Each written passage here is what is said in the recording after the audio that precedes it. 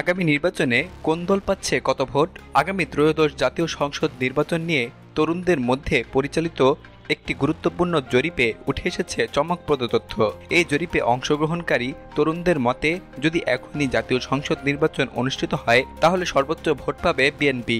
রাজধানী ঢাকা থেকে প্রকাশিত south Asia network on economic modelling SANEM নামক গবেষণা সংস্থার করা জরিপ অনুযায়ী তরুণ ভোটারদের মধ্যে বিএনপির জনপ্রিয়তা সবচেয়ে বেশি, যা দেশের রাজনৈতিক সমীকরণে একটি বড় পরিবর্তনের বার্তা বহন করছে। বিএনপির শীর্ষ অবস্থান, প্রায় ৩৯% ভোট পেতে পারে দলটি। জরিপ অনুযায়ী তরুণদের মধ্যে বিএনপিকে ভোট দেওয়ার আগ্রহ দেখিয়েছেন ৭৮.৭৬% অংশগ্রহণকারী।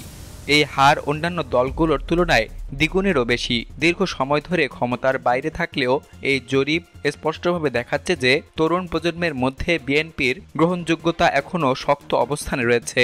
শহর এবং গ্রামে দুই জায়গাতেই বিএনপির সমর্থন তুলনামূলকভাবে বেশি। শহরে এ হার ৩৯.৭৭% এবং গ্রামে ৩৭.৭২%। এটি ইঙ্গিত দিচ্ছে যে বিএনপি এখনও একটি শক্তিশালী জাতীয় রাজনৈতিক শক্তি হিসেবে তরুণদের মধ্যে তার অবস্থান ধরে রেখেছে। জামায়াতে ইসলামের দ্বিতীয় স্থান, ২১%-এরও বেশি ভোট। বিএনপির পরেই তরুণদের সমর্থনে রয়েছে জামায়াতে ইসলাম। এই দলটি পেতে পারে ২১.৪৫% ভোট, যা গত কয়েক বছরের রাজনৈতিক বাস্তবতায় কিছুটা বিস্ময়কর বটে। বিশেষ করে দলটির নিবন্ধন বাতিল এবং নির্বাচন থেকে অব্যাহত দূরে থাকা সত্ত্বেও তরুণদের একটি বড় অংশ এখনও তাদের প্রতি আস্থাশীল। শহরাঞ্চলে জামায়াতের প্রতি সমর্থনের হার ২১.৬৬% এবং গ্রামে ২১.২৫%, যা একটি সামঞ্জস্যপূর্ণ জনপ্রিয়তার ইঙ্গিত দেয়। এনসিপির উত্থান, নারী ভোটারদের মধ্যে বাড়ছে সমর্থন। এই জরিপে আরেকটি চমক হিসেবে উঠে এসেছে জাতীয় নাগরিক পার্টি এনসিপির উত্থান। মাত্র কিছুদিন আগেই আত্মপ্রকাশ করা এই দলটি পেতে পারে ১৫.৮৪% ভোট। বিশেষ করে নারী ভোটারদের মধ্যে এনসিপির প্রতি সমর্থন উল্লেখযোগ্যভাবে বেশি। পুরুষদের মধ্যে যেখানে এই হার ১৪.৪৪%, নারীদের মধ্যে তা বেড়ে দাঁড়িয়েছে ১৭.৪৭%। এটি ইঙ্গিত দেয় যে নারী অধিকার, সামাজিক ন্যায় বিচার এবং নতুন ধরনের রাজনৈতিক বক্তব্য তুলে ধরে এনসিপি একটি বিকল্প শক্তি হিসেবে আত্মপ্রকাশ করছে। আওয়ামী লীগের ভোট প্রাপ্তির হার মাত্র ১৫%। বিরোধী দলগুলো যেখানে উল্লেখযোগ্য ভোট পেতে পারে বলে জরিপে দেখা যাচ্ছে, সেখানে পূর্বে ক্ষমতাসীন আওয়ামী লীগ এই জরিপে পেয়েছে মাত্র ১৫.০২% ভোট। শহরাঞ্চলে আওয়ামী লীগের জনপ্রিয়তা কিছুটা কম, ১৩.৪৬%। অন্যদিকে গ্রামে এই হার কিছুটা বেশি, ১৬.৬২%। জাতীয় পার্টি এবং অন্যান্য দল প্রান্তিক অবস্থানে।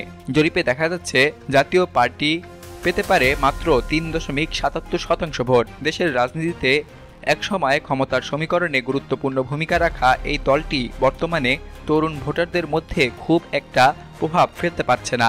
এছাড়া অন্যান্য ধর্মীয় দলগুলো সম্মিলিতভাবে পেতে পারে ৪.৫৯% ভোট এবং অন্যান্য ছোট রাজনৈতিক দলগুলো পেতে পারে মাত্র ০.৫৭% ভোট, যা কার্যত রাজনীতির প্রান্তিক অবস্থানকে তুলে ধরছে। জরিপ পদ্ধতি এবং নমুনা বিশ্লেষণ। এই জরিপটি পরিচালিত হয়েছে দেশের ৮টি বিভাগে, প্রতিটি থেকে ২টি করে জেলা এবং সেখান থেকে ২টি করে উপজেলা বাছাই করে। মোট ২০০০ জন তরুণ বয়স ১৫ থেকে ৩৫ বছর অংশ নিয়েছেন এই জরিপে।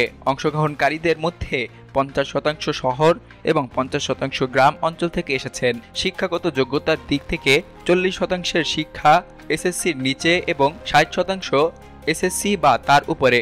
অর্থাৎ এই জরিপ দেশের সামাজিক এবং শিক্ষাগত প্রতিনিধিত্ব বজায় রেখে পরিচালিত হয়েছে।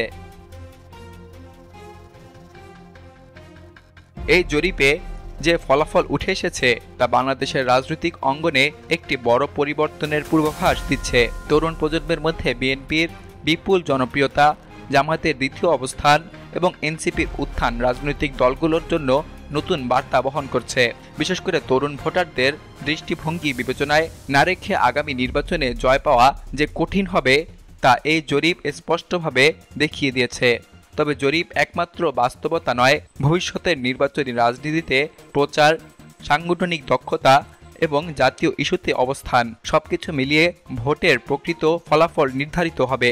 তবুও তরুণদের অভিমতের এ ধারা রাজনৈতিক দলগুলোর জন্য এক ধরনের সতর্ক সংকেত হিসেবেই বিবেচিত হচ্ছে।